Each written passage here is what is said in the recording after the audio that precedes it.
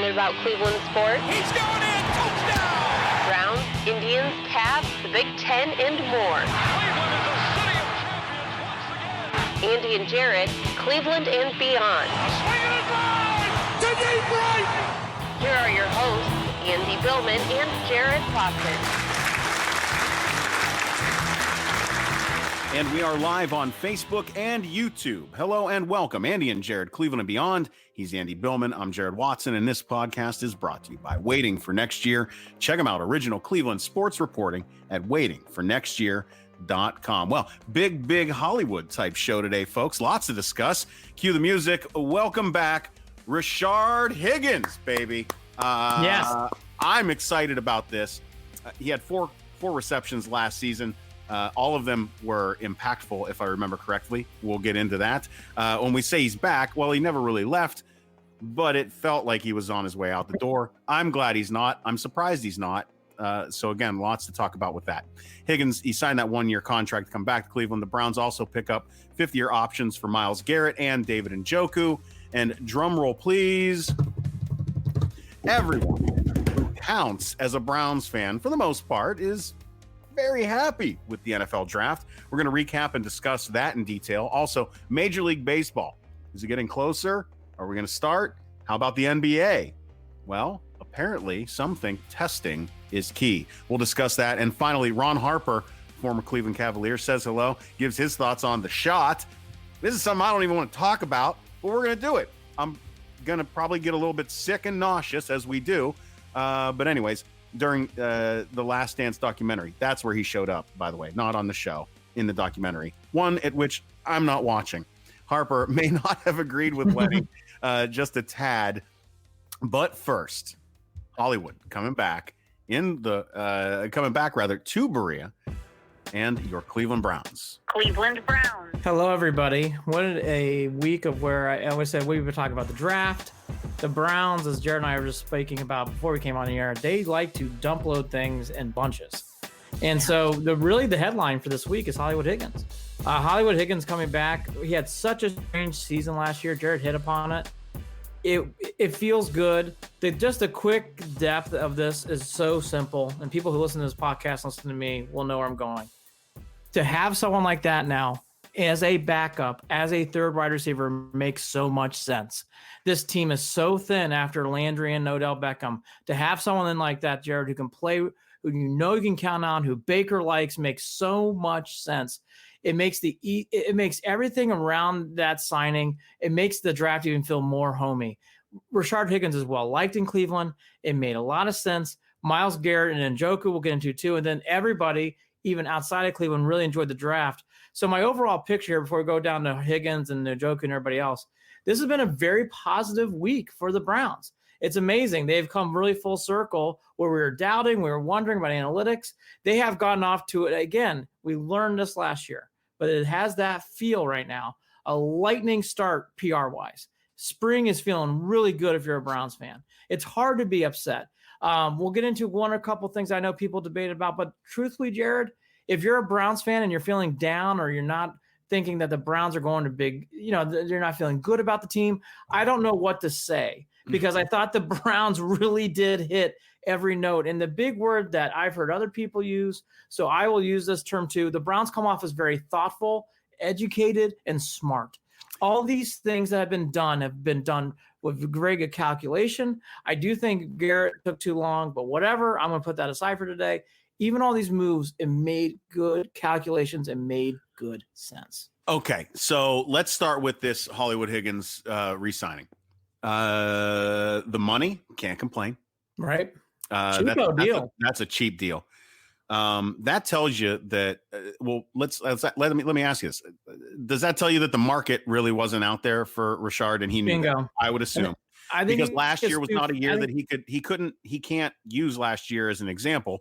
Granted, like I said, 4 receptions, 1 was a touchdown, 2 for first downs. I think another one that had impact. I don't remember, which just goes to show you that the kid, he matters when he's on the field and when the ball's thrown his way. Higgins, go ahead with that question that I asked. It's good, steady receiver. Do you really want to go to Jacksonville, which was one rumor? Do you really want to go to some other place where you may not win and you may not get the career your jumpstart you're needing? Let's just all be fair about one thing. Hollywood Higgins did this, yes, because he wanted to play with Baker, yes, because of all that. Mm-hmm. But Jared's hitting on a point. The market wasn't there. And to be honest with you, this will, if he executes the way he can, it will get him a much larger contract next year. And that's what it is. Yeah, exactly. This is, I will say, he's sniffing 2018 is what he's, yeah, exactly. And I think if Higgins does the right things, he could have a very nice free agency year the next year. Now, will the Browns bring him back? That's for another show. I don't think so with the current wide receiver core, but that's next year and this is this year. This year, this move made a lot of sense. Right. This is a move that should have been done, but hey, because of all the turmoil at Dorsey, I don't mind this one coming so late. I'm just happy because the wide receiver core is going to drive me crazy. And now that I see Higgins and I know that he's there, everything else to me, Jared, now settles out. Because now I know who's going to be plugged in case something happens. And I know in case they need to go 3 wide, I know Higgins will be out there. That just takes away my worry about depth on wide receiver. It really kind of goes away. Because I'm not going to complain about the other guys now. Because those are 4th, 5th, and 6th guys, and they shouldn't be on the field. For the past couple of weeks, Andy, we were treating it like this wide receiver core was literally Landry and Odell Beckham Jr. Hopefully, if he isn't traded, right? Which we knew that it made 0 sense to trade Odell. So we still were thinking, okay, solid for wide receiver, but very thin. Very thin. Answers that question. We were not talking about Hollywood Higgins. We did not bring up Richard regarding this team for the fact that we had no reason to believe that he was going to come back. New regime, new systems, new expectations, new coaches. And here we are. Now, this rolls me into this one, Andy. And it's something that as soon as this signing happened, I reached out to some other folks in Cleveland sports media. And I said, here's my thoughts on this. What do you think? These two things popped out in my mind, which is one, you're getting 3 guys back on a regime that they didn't really perform last year. Higgins, Vernon, and Njoku, right? You have those 3, and they were hype names. All 3 are very hype names that had very low impact overall throughout the season last year. 2, they're all returning with a brand new regime. These aren't their guys. So both of those things stand out to me with one, it doesn't sound cutesy. It doesn't sound like they're making these moves and they're being cutesy about it, which is always my fear when you do something like this where you're going against the grain, right? You're going against the grain by re-signing a Vernon and not finding your own guy. You're going against the grain by bringing back a wide receiver who didn't have any impact and a tight end when you just signed another tight end. You're going against the grain. Got it. I noticed that, but it doesn't feel like they're trying to be smarter than everyone else or that they're being cute with these moves. And this leads me back to the other thought, which is you brought it up a good point earlier that these moves have been calculated. They've been smart. The way that it's going, the words that I was thinking about as I was sitting on my couch prior to starting this episode was that it feels like there's a lot of emotional maturity and emotional intelligence in that room, that the combination of Barry and Stefanski, these are guys that are not allowing egos to get in the way. They're not trying to act like one knows better than the other. These are guys who understand what's the word? Well, the word that stands out to me right now is something that I actually am reading a lot about in stoicism. They're very stoic. They are very purpose driven in their moves that we have seen to this point. I cannot say whether or not this is going to translate into success on the field. You can't say it. No one can. And we've got a 20-year history saying that it won't, no matter who it is. But I will not get my expectations up. While I will not do that, I will at least acknowledge that I like what I am seeing. Is that fair? Again, like what I'm seeing. I'm going to break it down this way. I'm going to take all these moves different. Myles Garrett getting the 5th-year deal is great. He's going to make a lot of money next year. He's going to make about $15 million. So let's get him off the table because really he's the back page story. Okay, let's go to the other 3 you're mentioning. Rashard Higgins made a lot of sense for all those things I just mentioned. Is very calculated, is very smart. And, they did a nice job bringing him in. Barry, and along with Sashi and those guys, brought Higgins in through the draft. So there's a tie there. Makes sense. Vernon, to me, I'm more on the fence about, but I get it. And here's why I get it. Because they added another defensive end. They've added some things around that they're hoping. And what they're basically saying is like, look, do we really want to take a chance on Clowney? We waited out and we decided because Vernon's contract runs out next year, we're going to just hope that something produces out of Vernon. And if we don't, we have another guy now in place who can come in and make moves in case Vernon does shit the bed. And Chad, and that guy, Chad, I can't remember his last name, out of Miami, did prove some things. Chad Thomas. Yes. Thomas did prove some things on the field. And Njoku, to me, is the different one, is the one outlier. I have been critical of him. I am not a big Njoku fan. Njoku, though, is going to get one last chance here. There's no downside to that move. You've got a tight end that you drafted, right, and a guy that you signed. There's no downside.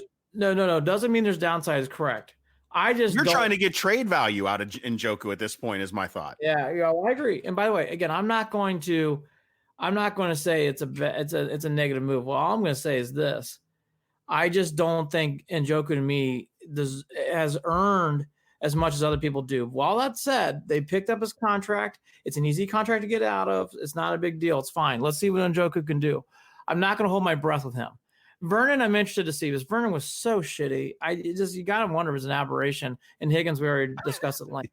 So, I mean, let's really see what these guys can do. But they're smart. They're calculated. I agree with Jared. Even with me being negative on Njoku, I get it. It's not weird. I get it. It makes sense. Like, it's not – all these moves make sense. I mean, I agree with Njoku, but it makes sense. I'm not going to get harping negatively on it. They let's talk about the calculations and the moves in regard to how this plays out to the benefit of Barry and Stefanski and even DePodesta. And that is, one, it gives them the breathing room that they need regarding the players that they have and filling in the holes that they feel that they need.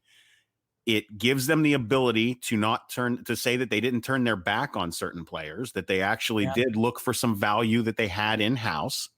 And then 3, if it doesn't work out, well, those weren't my guys. Those weren't my guys. You didn't shoot yourself in the foot by let's say they bring in Clowney, and let's say they let go and Clowney doesn't work out. Well, what are you doing? You didn't try to fix what you had, and then you brought in something because you thought you knew better, and that didn't work out either. That's the way of the egos within the NFL? They are not making egocentric decisions, is what I'm seeing. They're not trying to go boom or bust. And I was naive last year. Dorsey did too much boom or bust. Yeah. And he really did, if you think about it. And then really hammered home, the Freddie Kitchens hire was not a smart decision. And that just wrapped everything up. The biggest thing, too, here that DePodesta said from day one is this driven vision. And everybody's going to be in our vision and on plane. And so far, folks, not only is that vision being played out, that vision is being executed. Again, it reminds me of Phil Savage. Savage is the one guy who came through Cleveland where I don't think he actually did a terrible job. Dwight Clark didn't get a fair shake either. So Clark's the other guy. He just got booted because Butch Davis wanted to do his own thing. But that's for another podcast. But Phil Savage is the one where it's like, I even though it didn't work out for Phil, I thought Phil actually did a nice job. It just didn't happen to work. Brady Quinn failed. Some other just things just didn't quite work out. His big signing, Charles Bentley got injured on the first day of practice. Can't make that shit up. So some things that he did made sense. That's where I'm with this, Jared. For the first time since Phil Savage, I'm seeing things that are very structured. And unlike Dorsey, where Dorsey did hit big, but had to expend a lot to get big, in this case, the Browns didn't really spend a lot or use a lot of maneuvers to get to where they are. That's a credit and a kudos to this whole staff. Now, look, the players have to play and everything else, and now we get to let's get right to it. The biggest thing too was the draft, and we know the draft means everything to us as Browns fans. And I'm not going to do my Jared Judy rant, which I just hope I'm wrong on him and the Broncos get a dud, but I don't think we will. All that to be said, Even I, who said I might have taken him, am not naive. Jedrick Wills makes a lot of sense. Wills is a good player. Wills is an Alabama kid. Callahan, you went to your offensive your offensive line coach and said, hey, do you think this will work with Wills? Yes. They did smart things, Jared. They vetted things out. This draft felt that way from beginning to end, from Peoples-Jones to Wills. It all made sense.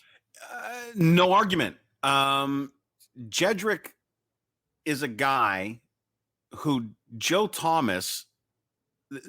I'm kind of backing into this. What makes me feel better about Jedrick? One, I knew he was. I had a feeling he was going to be the guy for the Browns. You called it.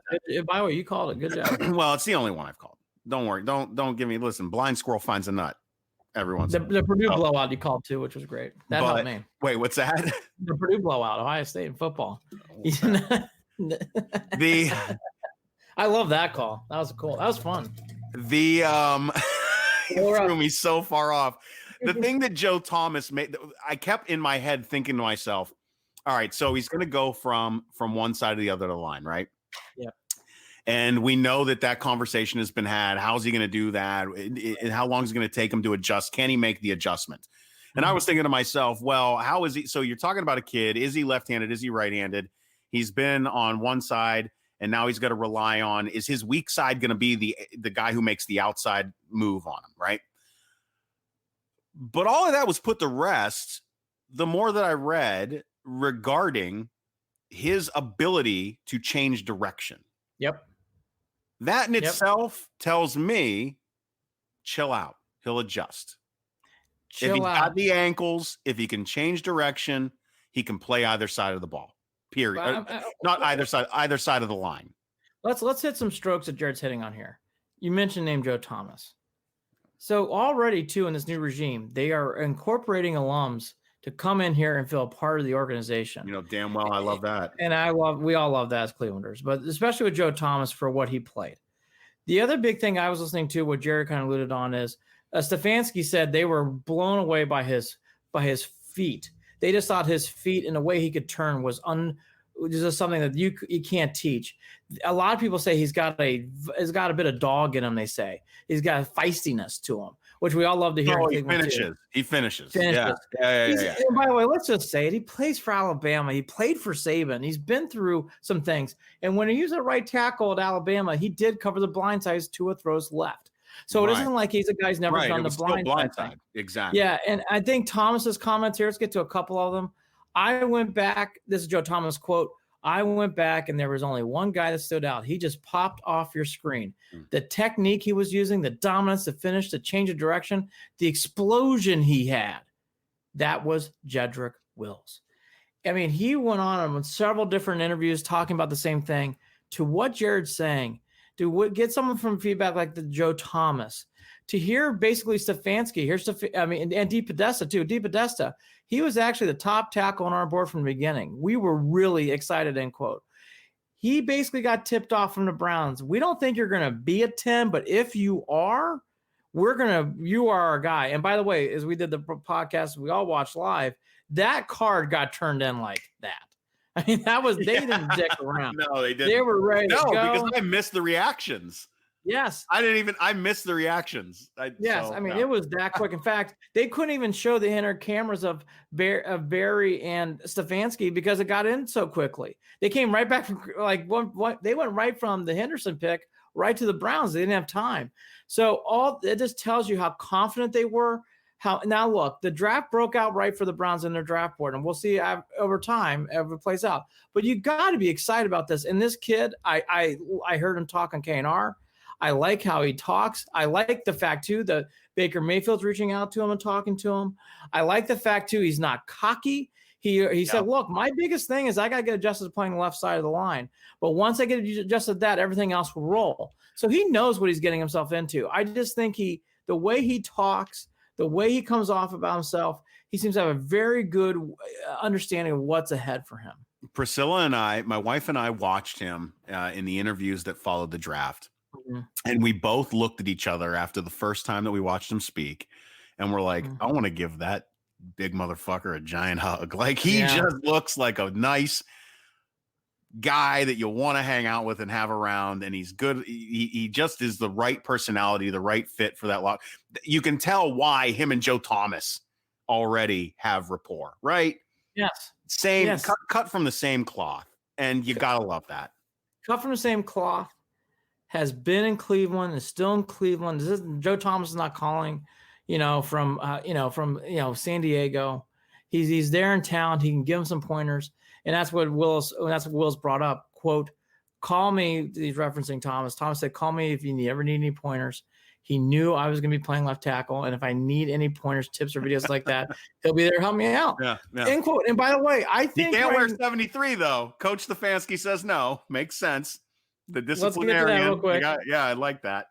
So Stefanski did not. I guess Thomas and Will's are because the name Hubbard wears 74, so Wills wants to wear 74 because that's his college number, but Hubbard's going to wear that, which is fine because that's the veteran thing. I totally get that. Yeah. So the next number up for him, he wanted 73, and I guess he and Joe talked, and Thomas said no problem. Stefanski then comes in and says, "Quote: This is on KNR. This is with Rizzo and Hammer.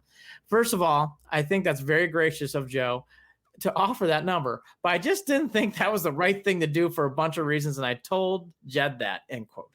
That was the right call. That is the right move. I'm not going to overhype it because honestly, I think that stuff gets way too overfocused. I'll just leave it there. I think people overthink way too many things in life. If you want to wear 73, who gives a fuck? Just play well. At the end of it, I know. But it's a right move. Stefanski did the right thing there. And I think the big thing that Wills is really, I got really out of him was, again, like the biggest thing for me is getting comfortable at that tackle spot. He mentioned that time and time and time again. And he wants to prove people right. I just think, Jared, the more I listened to Wills talk, the more I could see the reaction. Baker was very excited. He reached out to him too already. Yeah. It just makes you feel good about that first pick. And then the next day, I love the Delpit move. I actually mentioned that a couple of times on here. I kind of said, thank God. Yes. Yeah. I mean, Delpit, look, this is typical draft stuff now. Because let's just bring this up right now. I want to say this before we talk anymore. The secondary is already hurting. And I did hear one media member in Cleveland is rumoring that Taki is on the block. So, well, Lord knows my opinion of that is it's way too early, and I don't even like that was a speculation that was thrown out there, but it's already out there. Okay, real quickly, because now I got to go on that road. Is Taki's linebacker. Taki really stood out. Do you want to say my bad quick? Because I was thinking Greedy Williams, so go ahead. Is Greedy Williams the guy who's on the training block? Nope. That was my own brain fart. So pretend that never happened.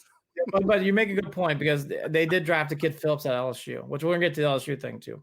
Right. And then the Michigan thing. Yeah, but I wasn't even thinking linebacker. I literally in my brain put Taki at safety in my brain. No, you're good. Forgive me. He's a linebacker. Taki last year. Now hearing that for a second. Let's go down. Then we'll go back to the draft. Yeah. Taki last year was a rookie, and I want to say that first, meaning I do think every rookie should get a second year. Okay. He stood out. He did not look good. He did not play well. I mentioned that to Jared, and we talked about this on the podcast weeks ago. Taki didn't play well. And I know he's a rookie, but he stood out. Greedy Williams didn't play well either, but Taki, they both stood out. And so to hear that Taki is on the trading block, I am not that shocked because, again, he did not play well last year. He didn't bring any impact on these games. He just didn't. And you know what? Neither Greedy Williams, but I'm sure with Greedy, they see more athleticism. Maybe they want to give him another chance. Well, Taki did stand out to me. He looked like continuing on this side, continuing on linebacker. I will say this: if I'd had any knock on any of on the draft, I would say that. Well, it's not even a knock. It's just my thoughts. I thought they were going to focus more on linebacker, and I thought they would have done it a little bit earlier than they actually did. Delpit that being there. surprise you at all? It's because of the value. It's because of the value. They did. I mean, they did get a lot of value out of a lot of these picks. There were people. I mean, Donovan Peoples-Jones was, slid all the way to the 6th round. So, yeah. Here's what I would say. I'm not, only because when Delpit started showing up the way he did in all these mock drafts and stuff, it just made too much sense. Delpit is a game changer if he plays well. And he was the Jim Thorpe winner last year. People have really given him a hard time. I watched a lot of LSU last year. Delpit stood out to me. Delpit's a good player. I think Delpit could make a big impact here. Now, I thought the same thing for Greedy Williams last year, and Greedy Williams stunk. So, it's a big transition from the pros to college. So we'll have to see what happens. But Delpit is a player that can make plays, that can do things on the field. That it has. I mean, look, he has been in big games. He won a national championship. He played through injury last year. Delpit, to me, made a lot of sense. Going back to what Jared's saying for linebacker, and I will say this is one thing that's shocking about Taki. They drafted 2 linebackers last year. So you can only draft so many linebackers in back-to-back drafts. So I'm not going to go too crazy on that. No, you're right. You're right. And the verdict's still out on Mac. And by the way, Mac played well against the pass. And by the way, that's not a bad in the NFL right now. That's a good thing. Mac struggled, I thought, up against the run, but you know what? Which is what this move with Jacob Phillips at linebacker is supposed to help out with. He's a tackler. Yeah. You heard, if everybody heard the comments about Jacob Phillips, if he's going to play significant minutes, which we'll have to see, Jacob Phillips does one thing: he tackles. He has a nose for tackling people. Which ironically is the one knock on Delpit, if I'm not mistaken. Delpit does. And by the way, I want to go to this with every. But he already said, you can all go to hell. I'll take care of that. Here's what I've learned about all these things in the secondary. And I'll say the same thing for Delpit. The days of there's only so many rare Ronnie Lotts, Palomalos. There's only so many rare guys like that. So Delpit, to me, not tackling well. Look, he's a ball hawk. He does some things. He covers. He plays a good center field. The Browns did not have that presence. Sorry, they didn't. TJ Carey, some of these other guys. No, it would have. It was where it was Denzel Ward. That. And Denzel does a good job covering one-on-one. And Greedy Williams has got to improve. Well, and there's nothing to say that he won't come down with the ball next season. Right. Just Delpit being around, flying around the ball, to me makes me feel good. It gives a secondary a chance. And again, I like Denzel Ward a lot. I'm very high on him. But I'm the opposite about Greedy. Greedy's going to have to really improve this year, in my opinion. So to get someone like Delpit, it's an LSU combination. I always think that things help. Jordan Elliott, to me, the next pick made a lot of sense. Elliott comes in at a time where next year, Richardson and Larry Gunjobi's contract's up next year. You're getting people in place to come replace guys who may not be there much longer. Richardson, we'll have to see. But Ogunjobi coming back is going to – with all the contracts the Browns have coming up, I think Ogunjobi coming back is going to be hard. Unless Ogunjobi takes a hometown discount like Higgins did. Yeah. So drafting an Elliott makes a lot of sense because you know why? He doesn't have to start. In fact, he's not even a first-layer backup because he got that guy from Cincinnati coming in. Yep. So Elliott being there makes a lot of sense. I don't have any problem with that. Harrison Bryant, if we all watched the Ohio State game, he tore that team up. He was the tight end of the year for college football forever that's worth. He came into a college as an offensive lineman, so he does know how to block. I'm fine with this. Harrison Bryant is a good upside. It's a good 4th-round pick. I know nothing about Nick Harris, so I won't even comment. And then going back to Harrison Bryant too, I think Harrison Bryant has an opportunity. It's kind of like Jordan Cameron.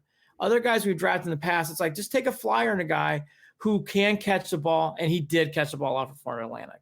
That's the thing I like. Harrison got a lot of balls thrown to him at Florida Atlantic. That's good. You want to see guys who can play and not just raw athletic ability sometimes. Well, you can already see with the Browns already have a backfield that looks like it. I mean, we knew last year it should be destroying the rest of the NFL. Should have been. They loaded up on fullbacks.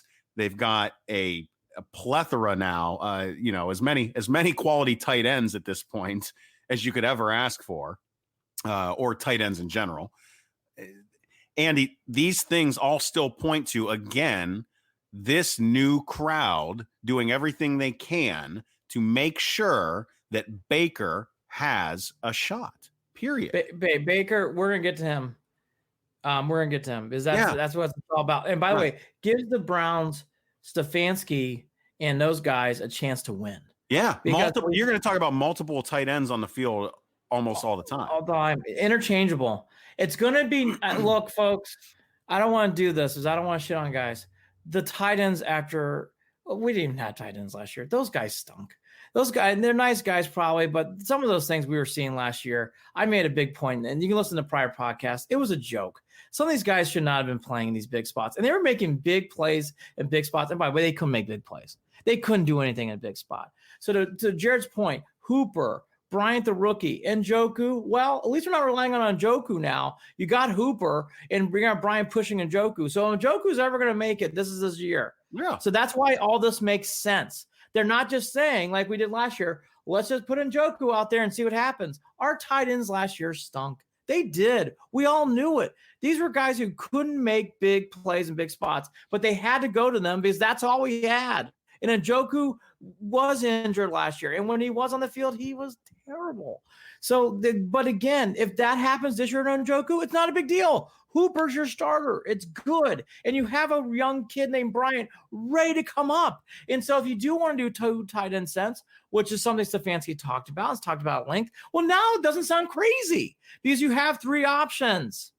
It gives the Browns options. Now, let's talk about the option number. Because the 6th round draft pick was the most exciting thing. And before you jump into that, having Nick Harris sitting down and not having to start either is also a good thing. Smart. Yeah, you're going to need center. Exactly. And look, because again, what Browns, and forgive me if I'm mistaken, who did they move to center? Like, they don't have a true center.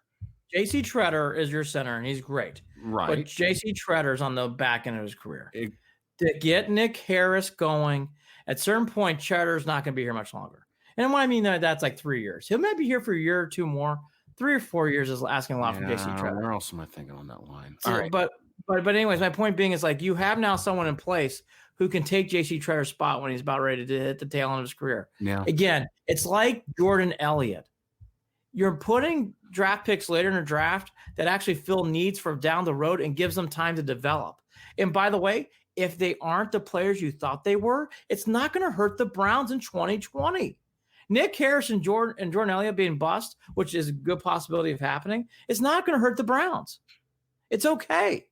But if they hit on these guys, they have depth now in areas where they can help themselves and flip the roster. So when they have to pay people like Baker, like Nick Chubb, like Myles Garrett, they can maybe have a chance of doing it because they have people who are ready to come and start for the Browns, a.k.a. like the Patriots, a.k.a. like these other teams you see from the Ravens at times. You hear about these things. Now the Browns are trying to do it. Okay, Donovan Peoples-Jones. Love this pick. Let's get to the player first, and let's get to the other shit. Peoples-Jones played an offense which was unwatchable. Shea Patterson is not a good college quarterback. He had tough balls thrown to him. Donovan Peoples-Jones, when you watch him run, he's an athlete. He looks the part. I say that. He's 6'2", 6'3". How tall is he? He had one of the best combines. He ran a 4.4. Yeah, and Donovan Peoples-Jones also did a smart thing. He was hanging around guys like Landry. And I'm sure Landry, and by the way, smart on Donovan Peoples-Jones. He's getting probably people's ears like, hey, this Donovan Peoples-Jones guy is not bad. It's pretty. So for me, who did like Jared Judy a lot, that's neither here nor there now. I love the fact that the Browns realized they need to get other wide receivers in the process going. And again, Donovan Peoples-Jones fits in the thing I just talked about with Harris and with Jordan Elliott. You're putting guys. That was the other point that I was going to bring up about Harris. And when I was talking about center and moving folks around, it had to do with Treader's injury. He's had a lot of injury. And by the way, God bless him. He was injured with the Packers, and he's played through he had to high ankle sprain with the Browns. So J.C. Treader, I don't think has missed more than 1 or 2 games, but that guy's been hurt. I mean, every week when we do our fall, it's like, who's on the questionable J.C. Treader? Who's questionable J.C. Treader? He was on that list a lot. And again, he's coming towards he's coming towards the end of his career. So to have Harris, Jordan Elliott, because again, Ogunjobi's a question mark. It's not that he's not playing well. You just don't know if you can bring Larry back. So to have guys in place, and again, for how much I did want OBJ on this team this year, and I did. Let's be realistic. 2 or 3 years down the road, that may not make sense. So to have people, Barry says he sees him there for long term. We'll see. But we'll see. We'll see. But all that to be said, a little bit of politic in there, maybe. Right. But Peoples-Jones made a lot of sense. I thought that was the seal of the draft. I was so excited about that. Now, I want to get to something that rankled me a lot. Yeah. Me as well. And I'm surprised it went as far as it did. This stuff about not drafting Michigan players, we're Browns fans, has got to stop. He went to the University of Michigan. It's okay. Steve Everett is one of the best Browns alum you'll ever see. He defends the brown and orange better than anybody I know on social media. He lives and dies with the Browns. He went to Michigan. Leroy Horde went to Michigan. I know we weren't the biggest of fans, but we had Brandon Edwards at times. He was a Michigan guy. We've had many Michigan players come through. Peppers recently. And I know we weren't all the biggest Peppers guys, but he played for Michigan. You cannot have this where not all fans, but a small portion of fans get upset because a player went to a school like Michigan. It's wrong. It's not cool. It should not fucking matter. This guy, Peoples-Jones, wanted to come to Cleveland. He wanted to play for the Browns. Are you trying to tell me you wouldn't take Elvis Grbac back in the 90s, who was a Clevelander, who played for Michigan? Yes, you would. You wouldn't take Tom Brady. You wouldn't take Desmond Howard. You would take these guys, all these guys. Everybody's got to calm down. Not everybody. People who are upset about this, I think, need to really take a deep breath. Andy. Yes. I know. I'm wearing my Ohio State Buckeyes hat right now. I'm wearing it right now, as I do almost every day of my life. And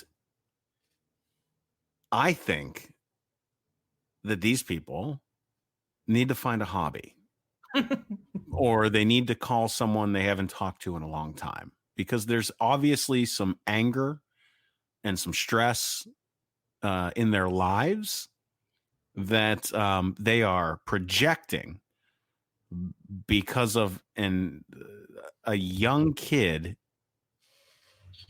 being picked up from a college that they don't like. It's the most ridiculous shit when you break down exactly what it is that people are getting pissed about. It is stupid. Silly. I don't like the U.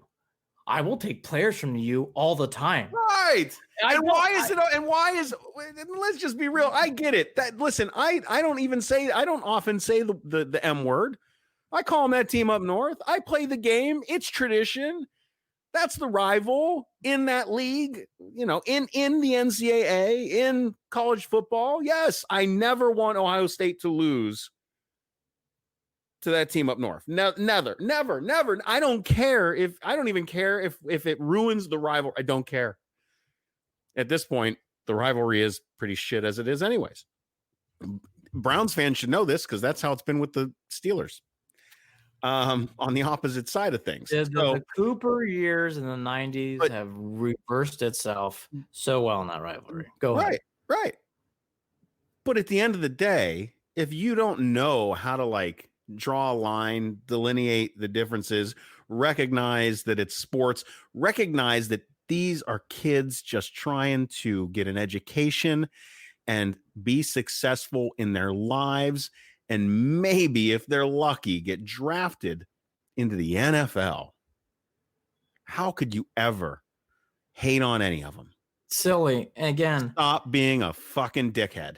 Silly. Donovan Peoples-Jones, you are welcome in my house anytime. I will cook you dinner. I will high five you when you score touchdowns. I will cheer for you on television when you're wearing that brown and orange. And I'm still a Buckeyes fan. He was so excited to come to Cleveland. He is hanging out with Landry. He wanted to be a part of this. Who wouldn't? In some of the reaction, and one from a media member was appalling. Yeah, it was a very small portion, but that stuff needs to stop.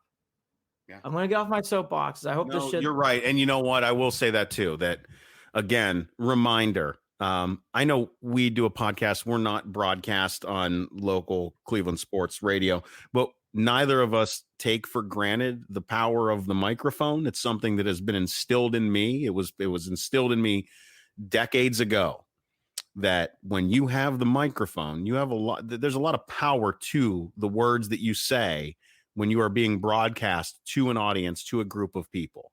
So you need to be mindful of what you say and how you say it. Yep. Disregard that we say fuck all the time on the show. That's not what I'm talking about. That's not what I mean.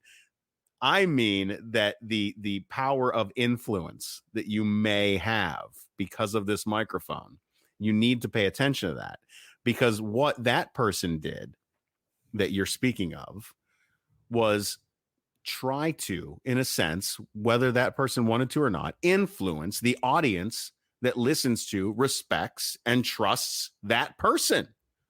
And you're taking advantage of that by acting like an asshat over a kid who just got drafted into the NFL for the team that you love from the college that you don't like. Dumb. Just pure stupidity. He sent a tweet to the direct University of Michigan.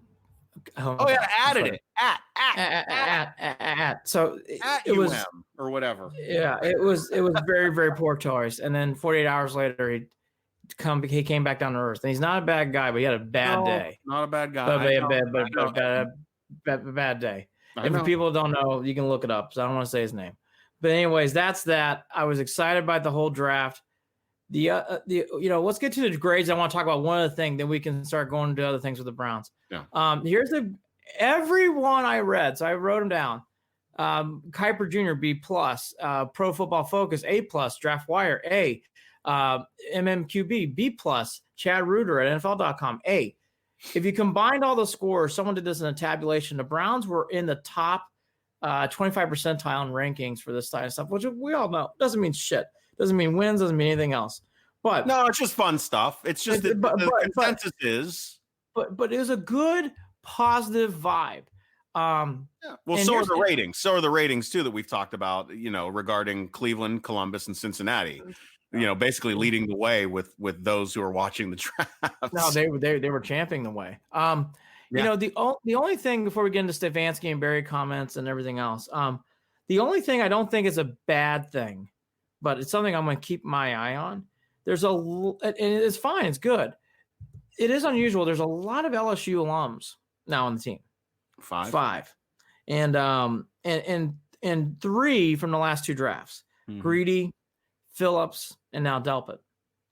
I'm cool with that. I have no problem with that. I will say this, though. And these are all defensive guys, too, by the way. And then you throw on the other side Landry and OBJ, who are the wide receivers. But anyways, let's stick to what I'm saying here. There's a lot of LSU guys, which I'm cool. I'm glad, I'm happy with. I don't think there's a right or wrong here, because if you win games, no one cares. Go Browns, GEAUX. Exactly. All day. We tweeted it out. I did find that interesting, though, Jared. The Browns in the last 2 drafts have been very heavy LSU. Not the SEC thing, because that makes sense to me. The SEC is the best conference of football when it comes to talent. But I found the LSU thing intriguing. There's been a lot of LSU guys who are now on this roster. I'm not saying it's good. I'm not saying it's bad. I'm just saying it's something that stuck out after the Phillips pickup. Because when they drafted Phillips, I'm like, that is now 5 guys on this team and 3 guys who played on the LSU team, because Greedy played on it as well, who are all coming. So there's a lot of LSU talent on the field. Can't wait to see him play. It's interesting. That's what I'll leave it as. Not good or bad. Interesting. A lot of LSU on the team. Yeah, I know. And I also know that Browns fans can't stand when they see talented Buckeyes go on to succeed in either Pittsburgh or Baltimore. And I know that it probably kills a lot of people to see J.K. Dobbins heading to Baltimore. I know it puts a knot in the pit of my stomach. Not in the same way that people get angry and will hate on a person. I know how talented J.K. Dobbins is going to be. It's a bummer that we're going to have to face him now. He's going to a team that runs the ball a lot. And I know. And look, I told Jared the same thing. I get it. As soon as the card got read for the Steelers and I heard Claypool's name, like, no, Fucker. That makes so much sense. He's a good player. And there was a part of me that liked Claypool. He's a good player.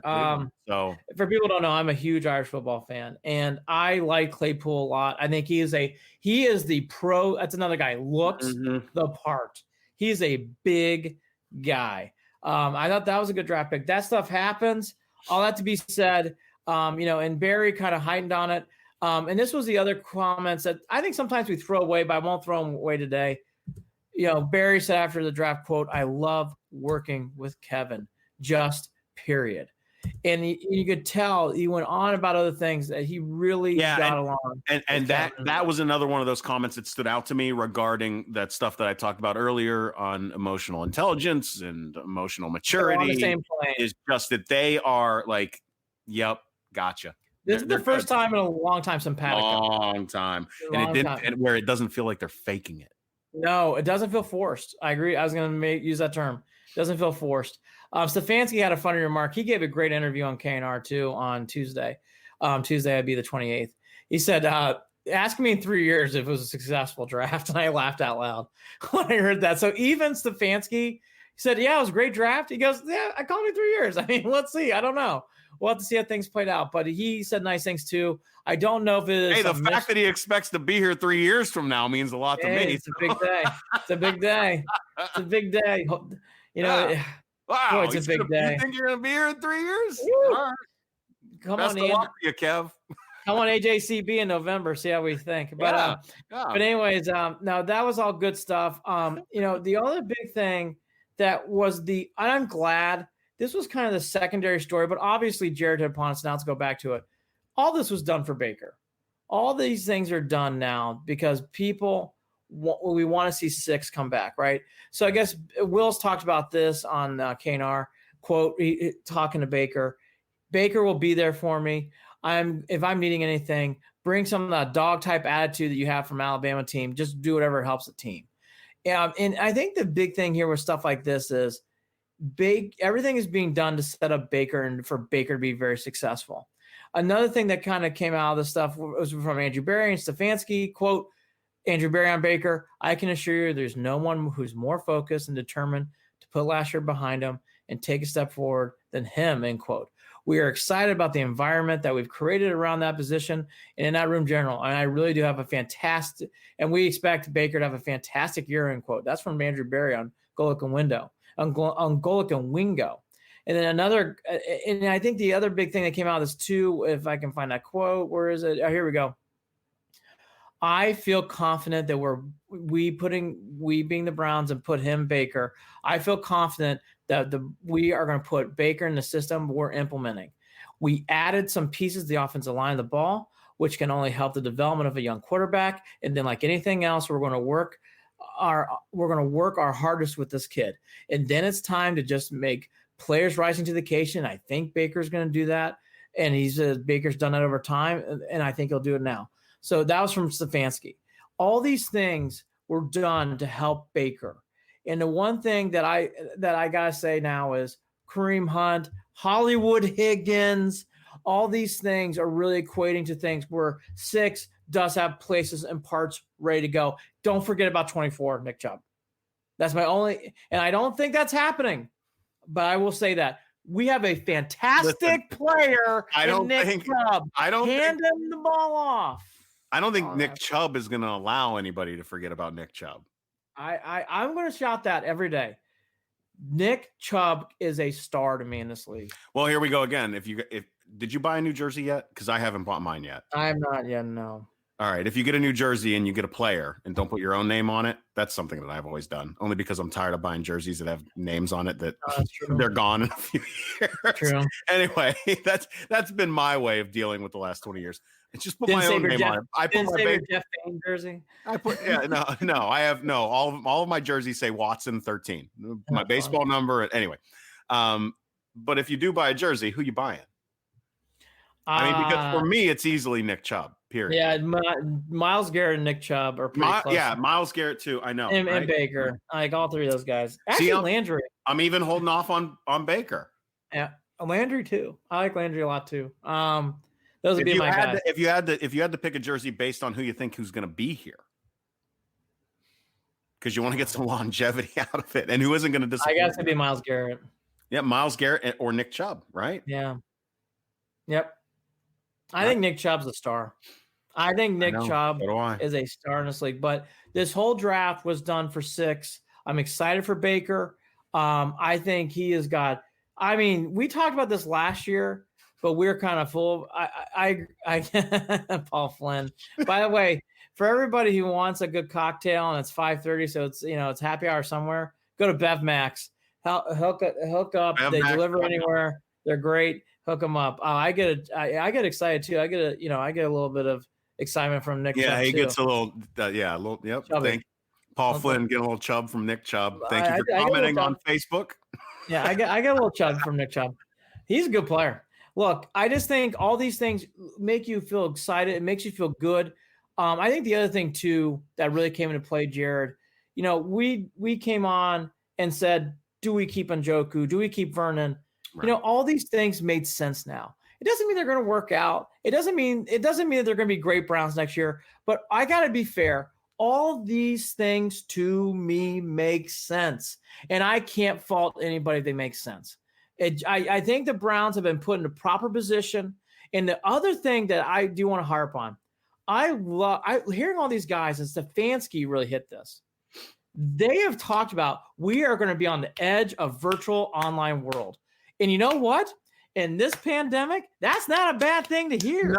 Well, you're right. And think about this. If you had to pick a regime to run things with online, dealing with technology, dealing with all of what is going on, analytics and ways to try to make your team better from a distance and remotely, do you want Dorsey and Freddie? Do you want? It's amazing. Do you want Farmer or do you want who do you want? No, I want these guys. I want these guys right now. Like Holmgren in Seattle with flip flops. I can't believe I'm saying this. This whole D Podesta thing has worked out brilliantly. This whole thing is on. It's like, see, I stayed out west, and now it all makes sense. It was all training to get. It's all worked out. Look, everything remotely. I'm happy for the Browns. Jared alluded to it. The draft ratings were through the roof. 15.6 million. For the people didn't hear, usually the draft will range anywhere from like a 6 to an 8, and it doubled. 15.6 million viewers. Real quickly before we get on the Ohio numbers, I know next year in Cleveland's gonna be great. I'm so pumped up about it. I have to admit, the virtual reality of going into the GMs and coaches' lives was great. Yes, Pick a moment. O'Brien losing his shit because the IT didn't work for the Texans, to Bill Belichick's dog being on there. The dog, or to Coach Tampa Bay. Jesus, where's the same hat I do? Wanted to coach for the Browns. I can see his face. Arians. Thank you, Bruce Arians. Like him chilling there, looking like a Boca Raton retiree. It was beautiful. It's everything that I want in my life. I do think a little bit of that charm needs to come back next year. Yeah, I love that. Well, even Goodell was approachable. He better. It was a way better look. Better. Again, I think. By the way, isn't taking a salary. I need to throw that out there too. Yes. There needs to be some of this. And by the way, they raised all that money. So all that stuff's good stuff.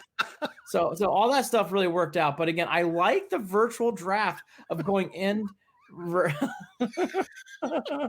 By the way, Vrabel's mysterious shitter. How about this too? More comments from Facebook. Paul Flynn chiming in. Vrabel's mysterious shitter. How about two at one point? Well, what was the one I was watching? I was just dying laughing.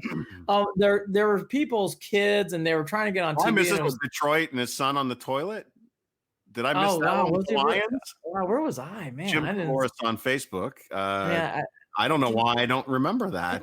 I would have remembered that. That would have been epic. But anyways, I like the virtual draft. I'm so excited it's coming to Cleveland next year. I think that's cool. They've got to think about ways of implementing some of those things with some of these GMs and coaches. I think the GMs and coaches being in isolated offices at home really work. And I would figure out ways to do that again. I really, really liked it. There's definitely something that can be done with that. I will say that one thing that stood out regarding the draft so far for next year that I am glad about, and I don't know how you feel about it, is, and I was talking to a guy, apparently I live a block and a half away from another guy who's from the Cleveland area too, wearing one of his GV Art Cleveland that I love shirts as I was walking the dogs today. That's cool. Yeah, you can't ever go far without running into somebody, right? Well, anyways, we were talking about how they're going to hold the draft next year, and I was glad that it's not going to be down in the flats. When those rumors came out, I was thinking to myself, that feels claustrophobic to me. I love the flats for what the flats are, but I don't believe that's really how you highlight the city of Cleveland and the draft. I just didn't feel that. So before you tell me, I know it's not a large area. Well, I from what I've read now is it's going to be somewhere in between First Energy, the Rock Hall, and the rest of downtown. So. Okay, that's cool. I know it's not a large area, but I'll tell you the area. There's a lot more to do. Yeah, there is. But I'll tell you the area I would go on, and it'd be hell to plan, but I would do it. That grassy knoll area in between the Rocket and Progressive. That's what I would do. Yeah.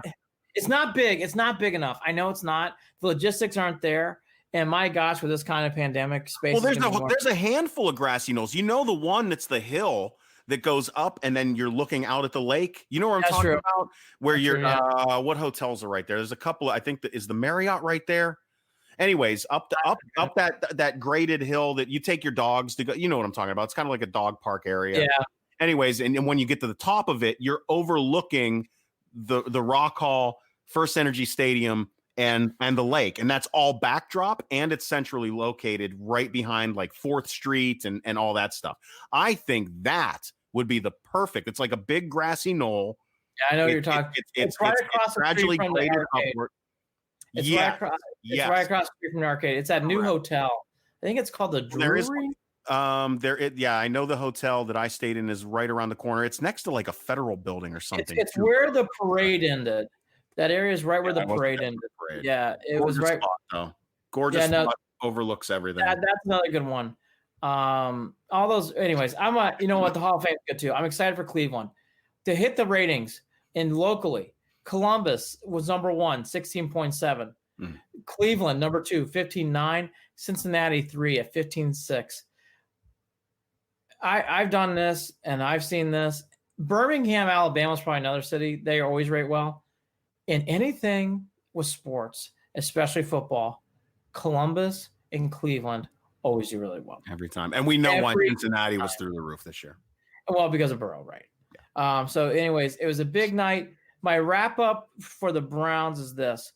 You know, there's going to be a lot of things you're going to hear about. Oh, by the way, you know what? This is a good way to end it. So what's next for the Browns? Okay, they're going to do Stefanski said on KNR, they're doing virtual online classes during the week for 2 hours with the veterans, Monday through Thursday. So that's how they're communicating. They're basically doing a class every day for 2 hours. And then rookies are going to start coming on board on May 8th through 10th. That is obviously much later than normal, but what can you do? So they don't get implemented until the 8th. And then after the 10th, they will be folded into the veteran life. Monday through Thursday, veterans online classes virtual, 2 hours a day. So for people who are wondering, what are the Browns doing? I thought that was very cool. It was a great question by Rizzo, and I'm glad it gave a good visual to what's going on. And then the other big thing, too, is Stefanski hyped on. We are going to have multiple systems, a lot of looks. That he kept using that, and a marriage between the run and the pass. He's preached that before, but he really hammered that home. He is not going to be just one kind of offense. He's looking at it in a sense of, and I think the last that even however the set is that the defense is on their toes. They don't know what's going to happen. Yes. And I think he looks at a lot of that as that whole idea of having multiple people in the backfield, multiple tight ends on the field at any time. That just will open things up. He's a Swiss Army knife. Allow them to set a lot up. It's a Swiss Army knife attitude. Yes. We're going to bring out whatever we want to at any moment in time. Great way to call I really like how he sounds. Again, to recap everything for the Browns, from Higgins to the picking up an Njoku and Garrett to all these other things, this has been a very good spring and a pandemic time for the Browns. They have done a really nice job of making us feel good as fans. They did a great job with the draft from that perspective. The Browns feel loaded, to be honest with you, which you hate saying because this team only won 6 games last year. And the year before that, they only won 7. But they do feel like they're going to big places, if we're being truthful. Now the time is there. You can tell the one thing, Jared, I'm not hearing is pumping the brakes. Stefanski talked about the offenses they want to do that's interchangeable, an equal marriage between the pass and run. And the other big thing he really talked about, again, which he hammered and Barry hammered, they want to become the best virtual team in the league. They want to use this time and make it an advantage for the Browns, not disadvantage. The only thing tricky during this whole period and on this whole scheduling, it'll be interesting to see when Stefanski can get to Cleveland. It sounds like they're in mid-move from what I can tell. He's going to try to get here at some point, but obviously with everything that's going on in the world, when that is unsure. All that to be said, that's the Browns. It's hard, Jared, hard to get negative. Hard to find stuff that makes you worried. I'm mad that Peoples-Jones played for Michigan.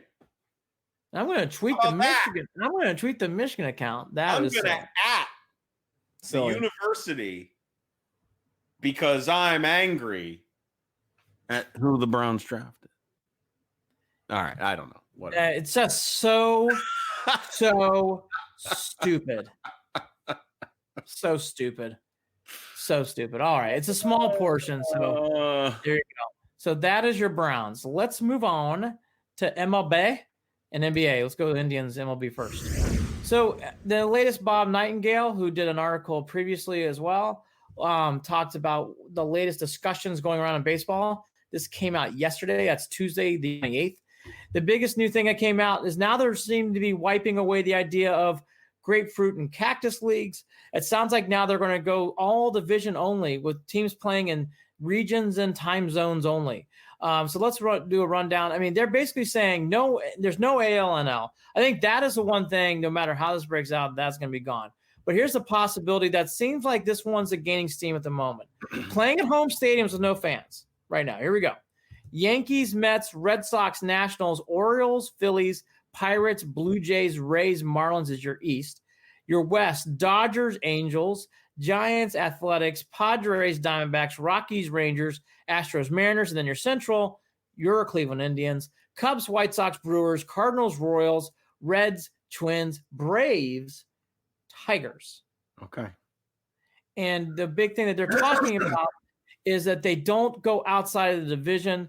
They'll all be playing inside that category in that time zone region. Okay. One official says it's all coming together. I'm very optimistic.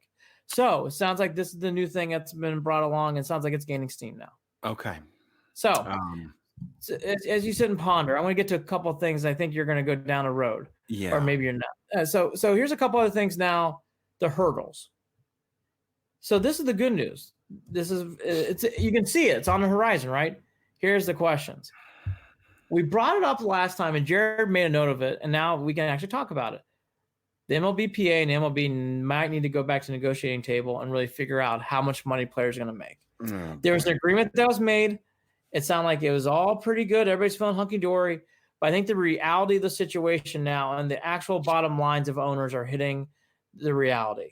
And there is now some very questionable pushback, not questionable as in who's right or wrong, but pushback saying, hey, maybe we're going to need to trim this a little bit more and renegotiate. And Tony Clark. Maybe owners can look at this as an investment in revitalizing the game of baseball and Major League Baseball so that future revenues increase over time because of what they are doing now, considering there's a fucking global pandemic.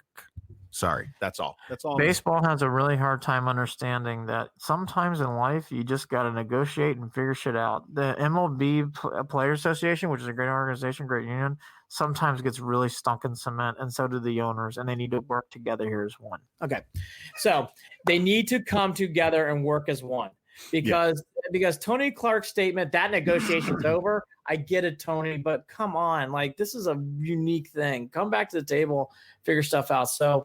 That is the big thing that came out of this too, though. Buster only talked about it a lot in the earlier part of the week.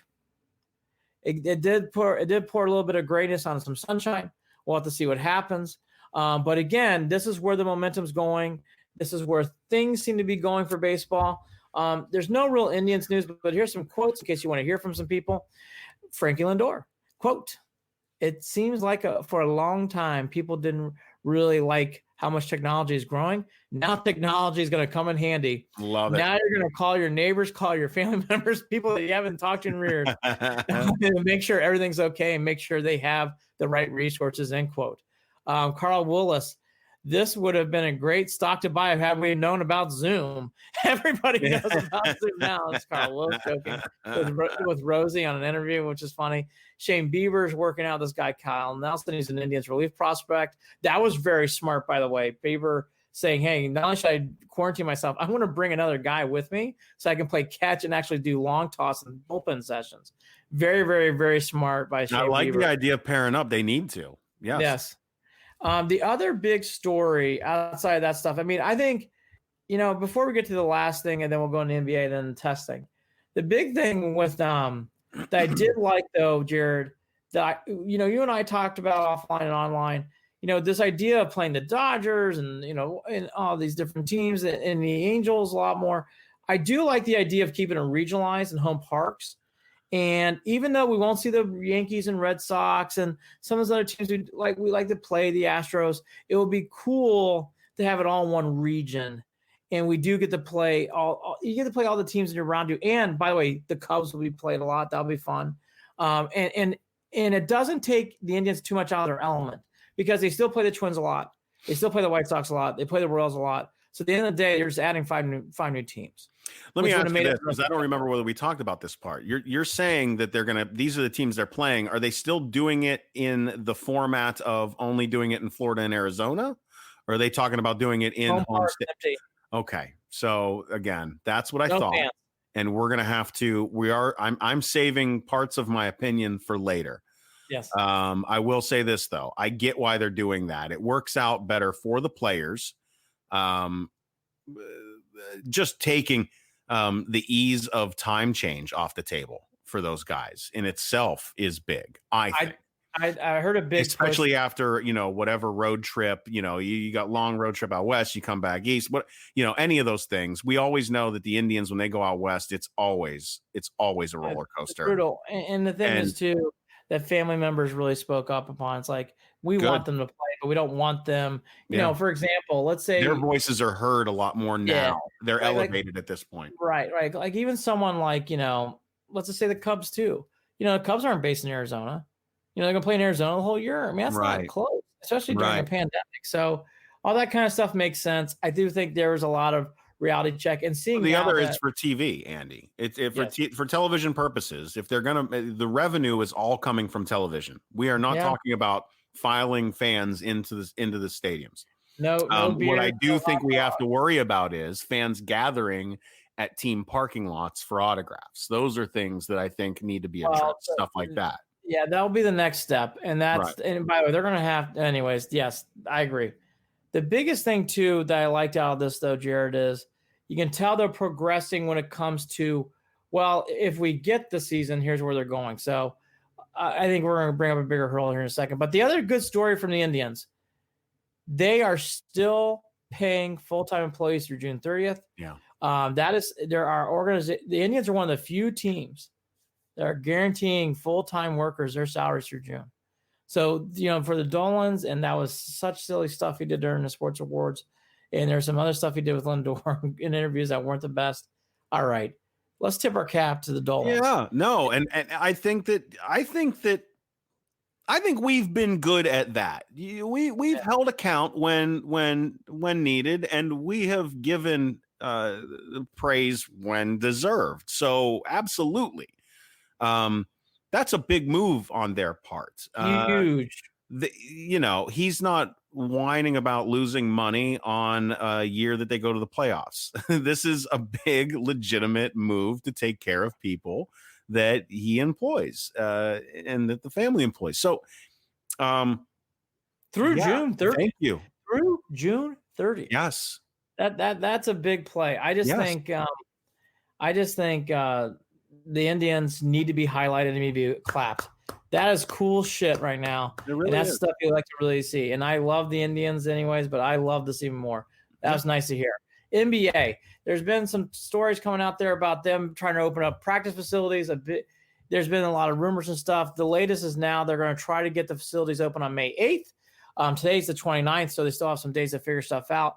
The bigger thing that people should take out of this, you can read the story about it, so I'm not going to go too much into detail. The bigger thing with the facilities is it's just a facility, okay?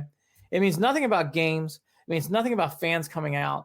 All they're saying is, hey, players, you want to come in and work out, you can come into these facilities, you can work out and do stuff, because in some of these states, you're legally allowed to do so. Right. So they want players that are going to do that stuff to come being housed in an area where they know and feel good about.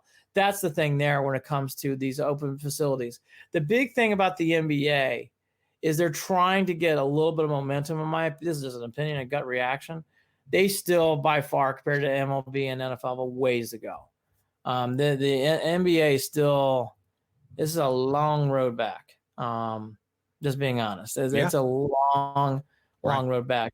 And so the big thing that Jared and I are going to talk into now, which was spurred on by a wonderful interview done by Brian Windhurst on KNR. Wendy and I talk personally, and I love Wendy the person. I love Wendy the reporter. And he got brought on to KNR to ask about, well, what's going to happen to the NBA? And Wendy really did something which I thought was very smart and shows you why he is who he is. The biggest thing he mentioned is he goes, until I hear the word testing and how testing is going to be done and how testing is going to be influenced, I think all this stuff is just banter. And I think he's right. I think the biggest thing we need to start hearing about is the testing stuff. So regarding all of this, regarding testing, let's start with all that. I mean, this gives me opportunity to open up to not only sports, but give my thoughts on everything, on the overall attitude regarding what's going on throughout the country and around the world. And this is where it gets difficult, because we have come to a point in, at least in this country, where your opinion about the virus is politicized. Your opinion about how things open, how things start, how things begin, whether it's dangerous, whether it's not, it's politicized. So I'm going to give my version that I am trying not to involve politics in. But I know that there are those who will take it and say and apply their own politics to it. We've got to get that out of the way. That's just something that is inherently an issue with what's going on in the climate of this country today, period. Point blank. Very polarizing stuff right now. Now that I said that, polarizing. Here's what I think. I think that if we would have walked into this all with the mentality of, hey, you know what? In your head, because we have that saying, right? Hope for the best, plan for the worst. Well, I feel like we have been a plan for the best and hope for the best type of country at this point. And I feel like that mentality is forcing us to make these overarching decisions or having these overarching thoughts regarding everything. When each state and each curve that has been flattened or is hoping to be flattened or has been flattened for a while, each state and how close people live together and how often they gather and how whether they're living in a rural area or whether they're living in a city, all of these factors, all of these nuances, those have an effect on how quickly a certain area can open and a certain area can't. You can't just put an overarching open up everything. That's just not going to work. And I think most people understand that. At the same time here, you want to be calculated, you want to be careful. But what I think is happening more often than not is with a lot of this, no matter where we are trying to force things. We are trying to force round pegs into square holes. We are trying to rush things to open where we probably shouldn't rush them. And I understand the hope and the need for sports. Between sports and between getting back to work and those things in this country, they are more important to all of us than probably most anything else regarding what we're going through situationally here. I don't think that approaching it with the idea of forcing things to open now is the smart thing. I think that if we would have looked at it like, hey, this could last 18 months. So how do we build a plan? I think I waited too long to get to this point. How do we make a plan to deal with the next 18 months? Because it might take that long. 18 months. I know I've run into people that have reacted to me angrily over even saying that. Even though all I'm saying is prepare for the worst. Correct. We might not have, things that help mitigate this virus, nor a vaccine for a very long time. We know that it transmits to others very easily and asymptomatically, where there are silent carriers that scare the living shit out of me because I've got asthma and a heart condition. You think I'm rushing to do anything? I need to see things. I need proof. I need something tangible. I need, like you said, testing, because there is a possibility that my wife and I have already had it. Right. We were isolated for a month here. We need testing. We need the antibody tests, and then we also need to just plan for the worst. So if I'm being honest and I'm being real with my opinion of whether sports is going to open or start this year, and I mean any sports, I'm going to say as of right now, and I know I'm applying what I said not to an overarching thought, but if I had to bet on whether any sports, any professional sports were going to begin before next year, I'd say we're only at 25%, if that. Any Major League Baseball, football, college football, basketball, any of it. Because Andy, I know I've overrun my time without letting you talk here, but I have one more thing to say.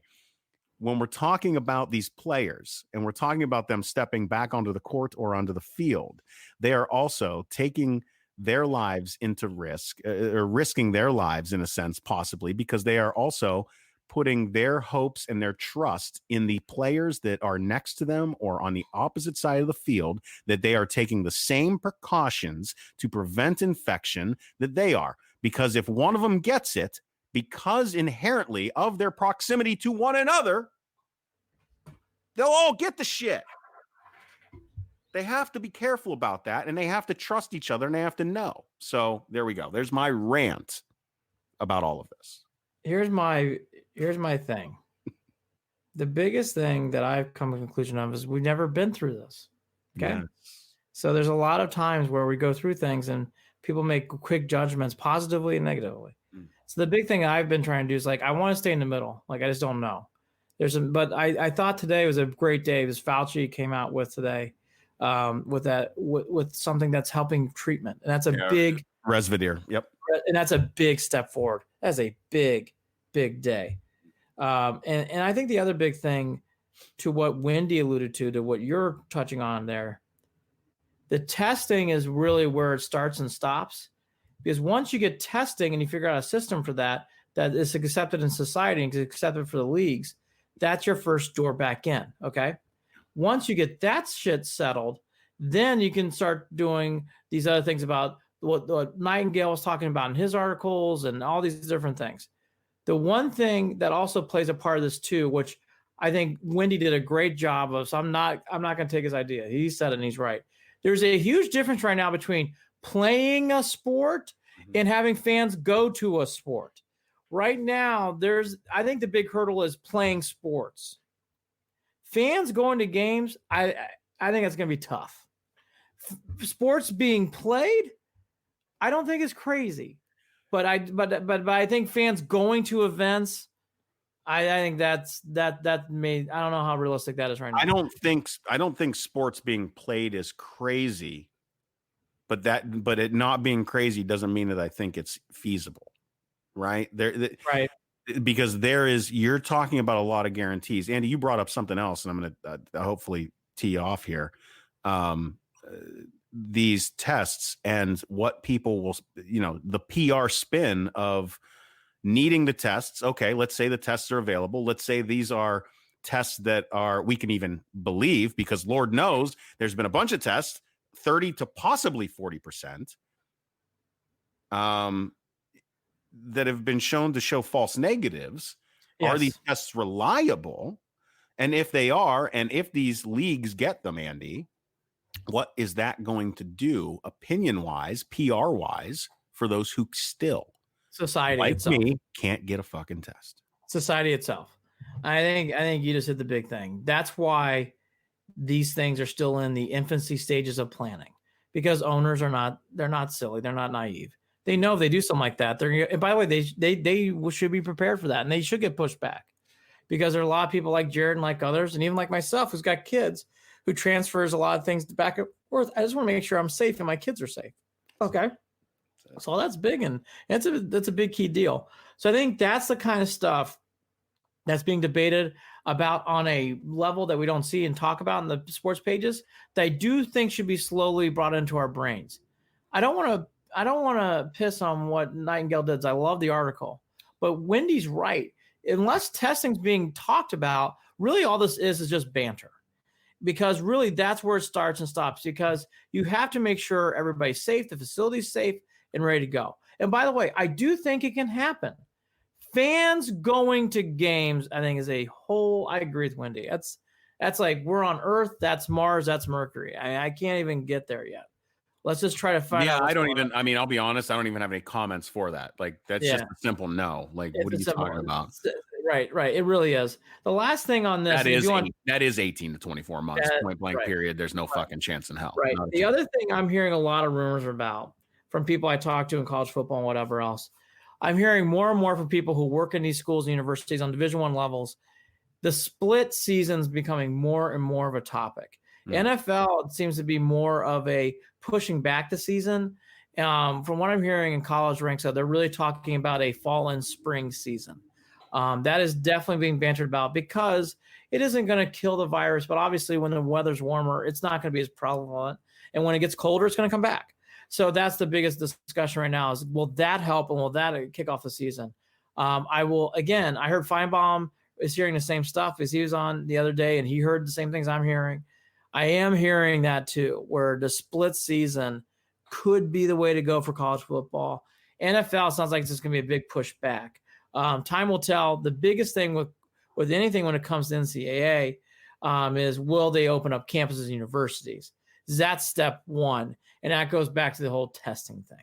And it's going to be interesting to see if universities and colleges can open. Because and even beyond that, also, there's been some good news as of late regarding NCAA and if you play sports in the NCAA and being able to make money. But I think one of the issues too is that there's a lot of schools that are losing a ton of revenue right now. There are schools that are afraid of all of these things, closing down departments, restructuring, reorganizing, and there's going to be a lot of players that are going to lose scholarships possibly. That's another huge issue regarding the trickle down effects of what we're dealing with regarding this virus is. And not even to mention, Andy, and I think we talked about it last week, players that are how well are these kids taking care of themselves? How well are they able to take care of themselves when they are back home? Many of them not in the best situations regarding their living conditions, regarding the amount of money that their families have, regarding the food that they can eat, regarding the training that they can do. And keeping themselves ready to play.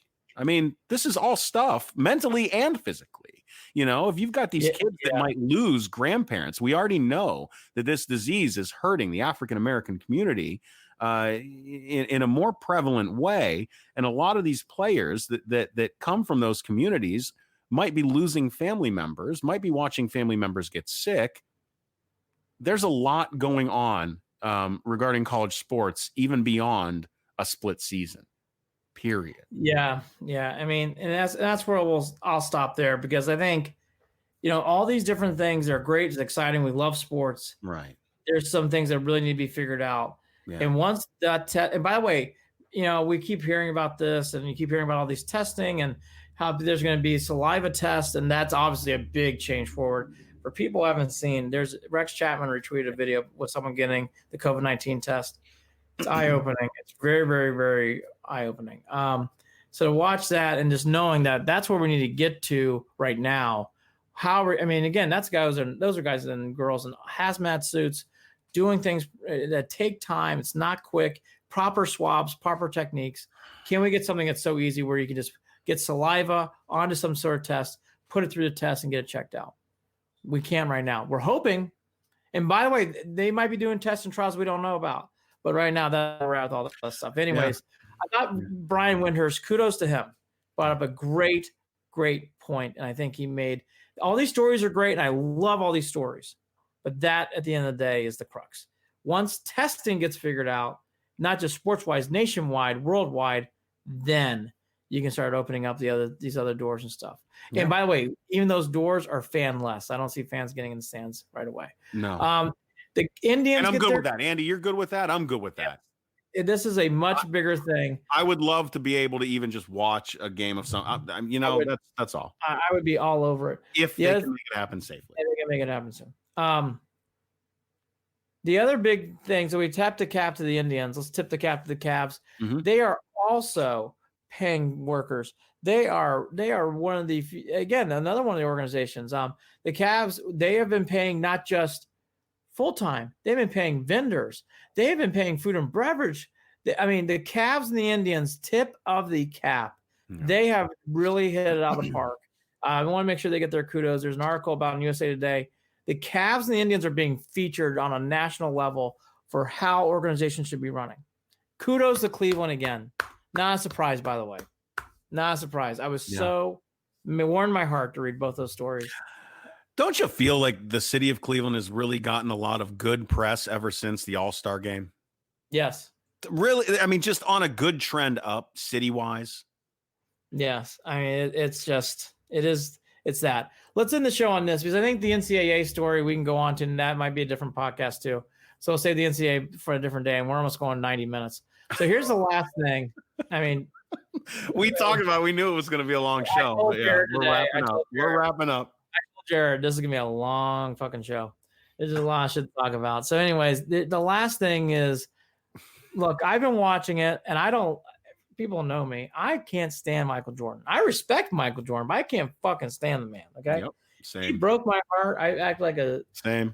I'm not watching. Flat out, full disclosure, I'm not watching the documentary. So I watched all of them. So Andy likes torturing himself. I don't. I also know Jason Healy directed it, and so I need to watch it for Jason's sake. So there's that too. I'm also, even though I still this day hate, I've mentioned this, but I'll mention it again. I hate the Bulls. The Bulls drive me fucking crazy. I don't like the Bulls. I will never cheer for the Bulls. They are like the Broncos. It doesn't matter that they haven't played in the playoffs a long time. I will never like the Bulls again. Never. All that to be said, the latest documentary, which I think has been very good. Show 4 was excellent. I thought that story really hummed with Phil Jackson in the background. In show 3, they did get into the shot. And the biggest thing that came out of there for us as Cleveland sports fans as we are, was the Harper comments. And Harper said on camera, no B-roll, straight up bite, no breaks, no breaths. We're up by 1, and I said, I got MJ, Harper explained. Coach tells me I'm going to put Elo on MJ. And I'm like, whatever, fuck this bullshit. And for people who have seen this out, it was just that direct and just that animated. We all remember the shots, and we're not going to relive that. Harper's comments, though, were biting. I found them to be very, very, very raw and very real. And I'm glad he explained it. Yeah, Jordan kissed my ass, too. Tim on Facebook chiming in.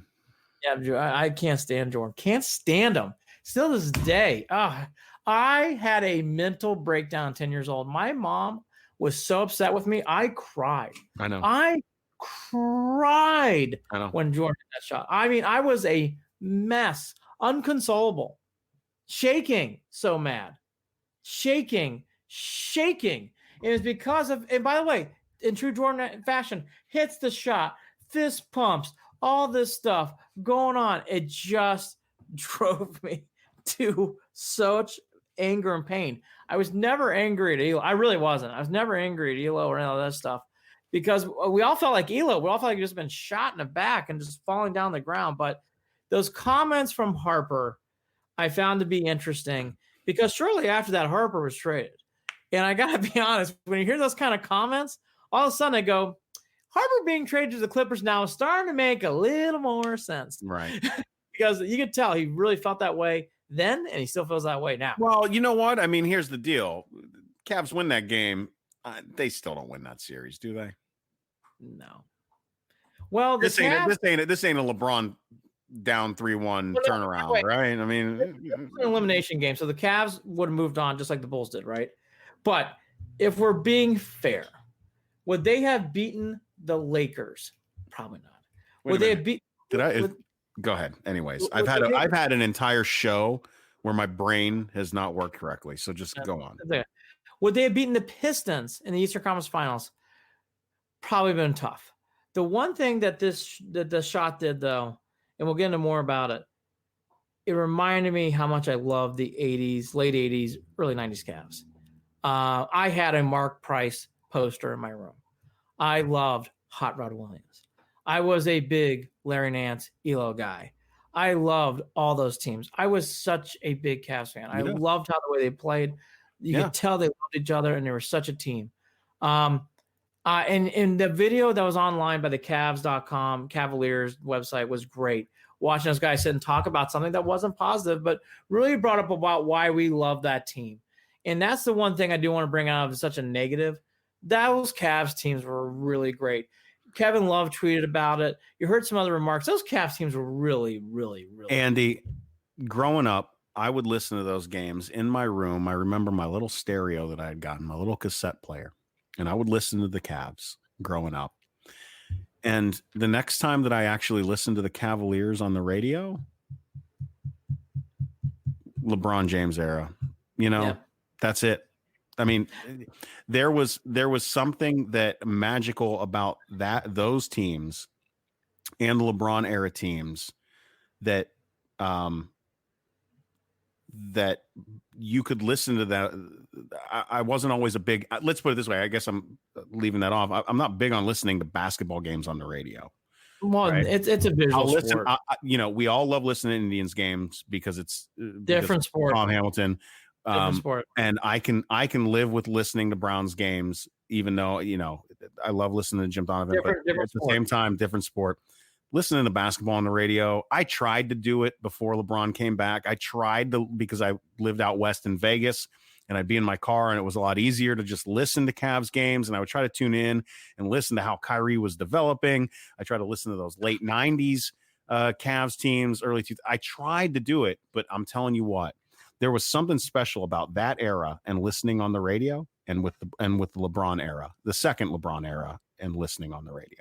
That's how it was for me, at least. Yeah, I just remember rooting. I like Lenny Wilkins.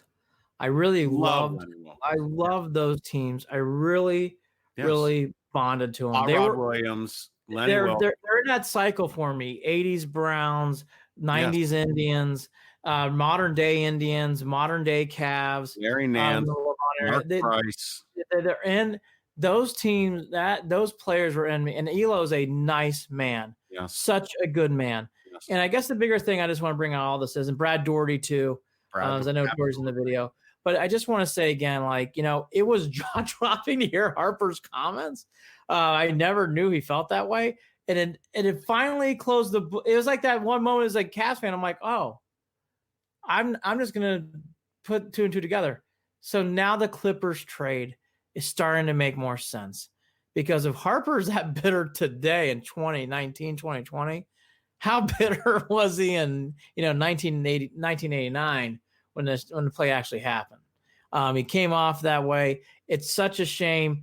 The other thing too that drives me crazy in sports, and I want to bring this up quickly, Jordan was that fucking good, and that's why it fucking was so annoying. Okay, look, Nance said it.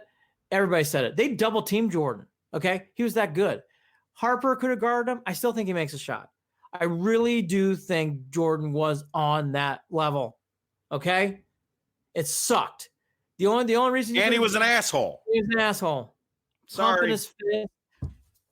Fuck that guy. To this day, I will never root for these teams. Broncos. These are teams that don't have rivalry. Broncos, Marlins, Bulls. I don't root for these I put the teams. Braves. I put the Braves in there. That's fine. I don't have as much for that, but I do for the Marlins. I do because they trade their whole fucking team after that season. I know. That drove me insane. But Jordan, again, I'm not naive. I love LeBron, and LeBron has done much more for a city, even with Jordan Chicago. But Jordan was so good, and he just did things that was like when you watch that documentary again, it reminded me, and I knew it, but it's like that guy was so fucking money in big spots and in big times in games, and it sucked. Hey, how about that Browns draft, Andy? How about that Browns draft, brother? We're going to go Super Bowl. We're going to Super Bowl. Super Bowl. No fans. Listen, the Indians are going to win a World Series with no fans in the stadium. Saliva test? Andy, we are. By the way, how great would that be? It counts. Somebody brought that up, and I was going to ask you, do you think it still counts? What? If it's a weird shortened season where they have all these rules. Okay, ready for this? Yeah. Ask Liverpool, who's hanging on to a thread trying to play their EPL season, if that championship doesn't count, because they're going to win the championship when they start playing games again over in EPL, okay?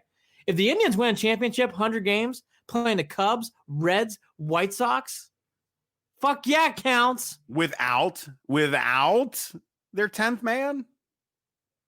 Fucking counts. It counts. Counts. Yes, thank you. Counts. Because somebody asked me that. If somebody brought that up, I don't remember what.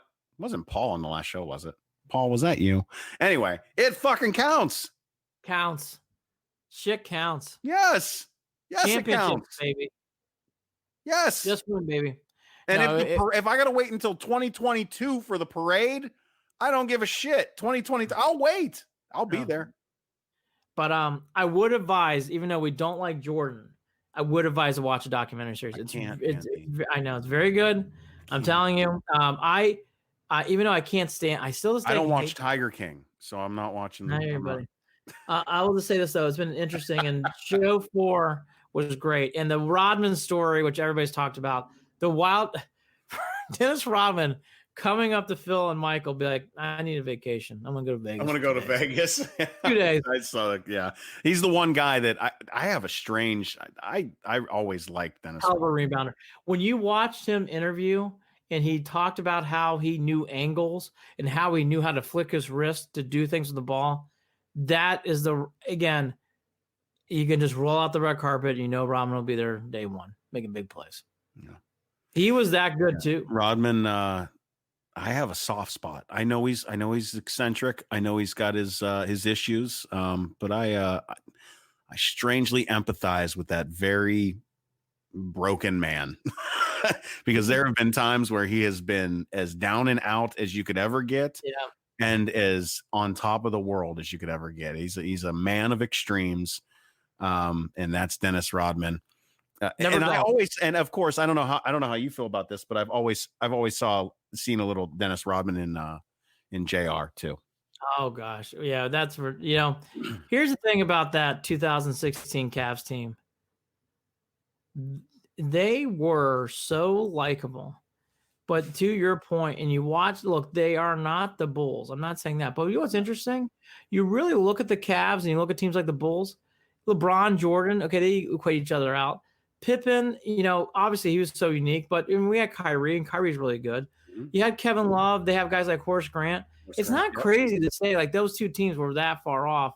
Mm-hmm. It's just a matter of matchups, whatever, everything else. So we won't do in this podcast. But to your point, Jared, J.R. Smith, he had some big shots in Game 6 at home, made some big plays. Tristan Thompson never gets remembered, but that guy made rebounds and defensive plays.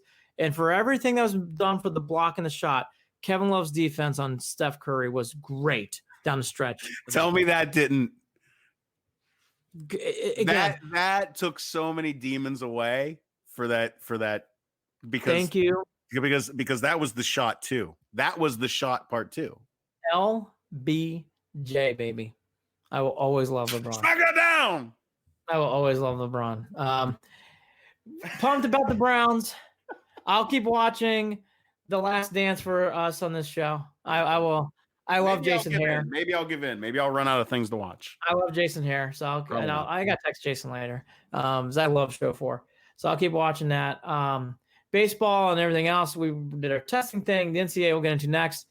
If there's no big developments, I'm gonna go back and do the fun staking task of doing season reviews 2 and 3. That'll be in the month of May. By then, I get the vibe. By June, I think there'll be some more news coming back. So that's kind of what's ahead for this show and for sports. I don't think May's going to have much going on, but in June, PGA starts, which they haven't pushed back on that yet. It does sound like baseball's aiming for June. We'll have to see how the testing goes. Testing too for the PGA Tour, by the way. But you're starting to head down that road. So in the month of May, unless something, you got the Hollywood Higgins stuff or whatever news, it'll be season reviews 2 and 3. We'll probably do at some point a podcast just to wrap up the month of May for things that are going on here and there and some thoughts. But that's what's going on ahead. And it's always ironic in a time where there's not a lot going on in sports. The city of Cleveland has been the focal point, whether it's ratings, whether it's the Cavs and Indians paying their people, whether it's the people applauding around the league for how great the NFL draft was for the Browns this year. For everything, the city of Cleveland, again, great week. Yep. Wonderful week. It's a big winter week in a week that no games were played. A big winning week. Well, that's usually how it goes in the city of Cleveland. Big winter week when games aren't played. Games aren't even played. It's amazing. I love this. I love this. The city's winning when the teams are off the field. That's It's amazing. In a week where if you had told me that at the beginning of the show 2 weeks ago, like, nah, but it's been amazing. The positive, good vibes at a time where it's hard. It's great to see. Well, hey, shout out to everyone commenting and watching the show today live on Facebook and YouTube. Thanks a lot for participating. I've been thinking about this a lot. Sorry if we don't get to all your comments, but we do read them and react after the show. So keep that stuff coming.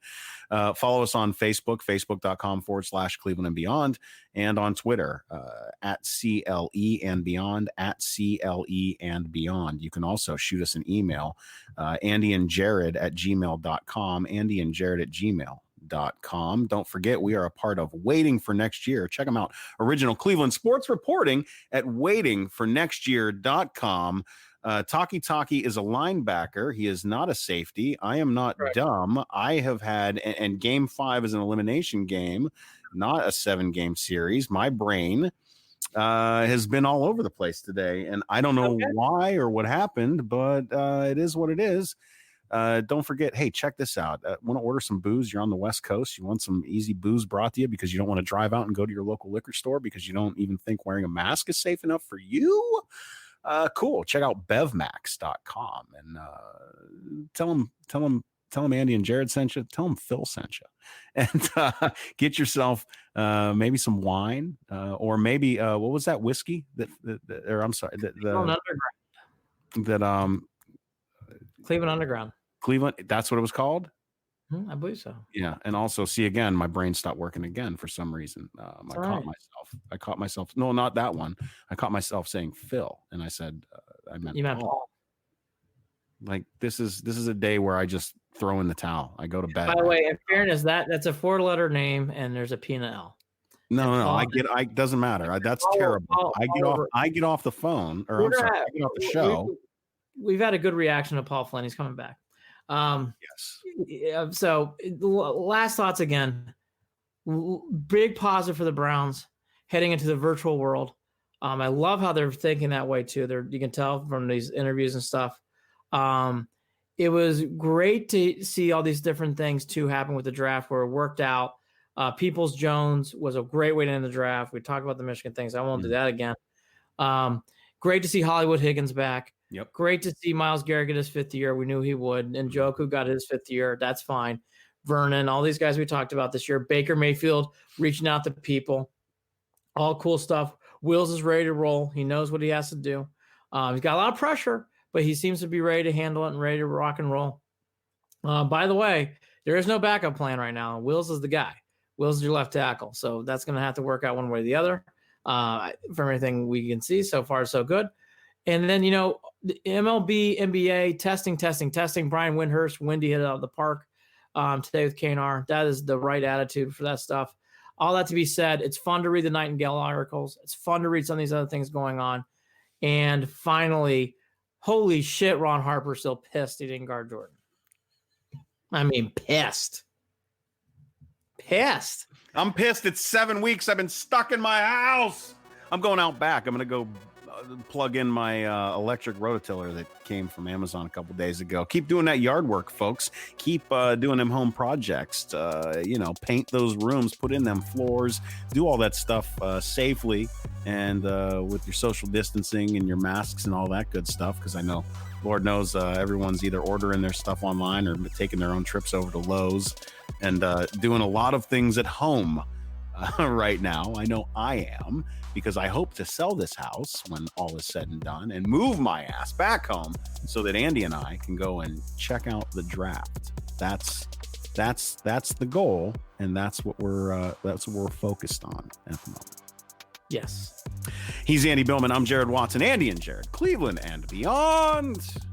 Thanks for tuning in. Take care. Talk again soon. Wash your hands. Social distance.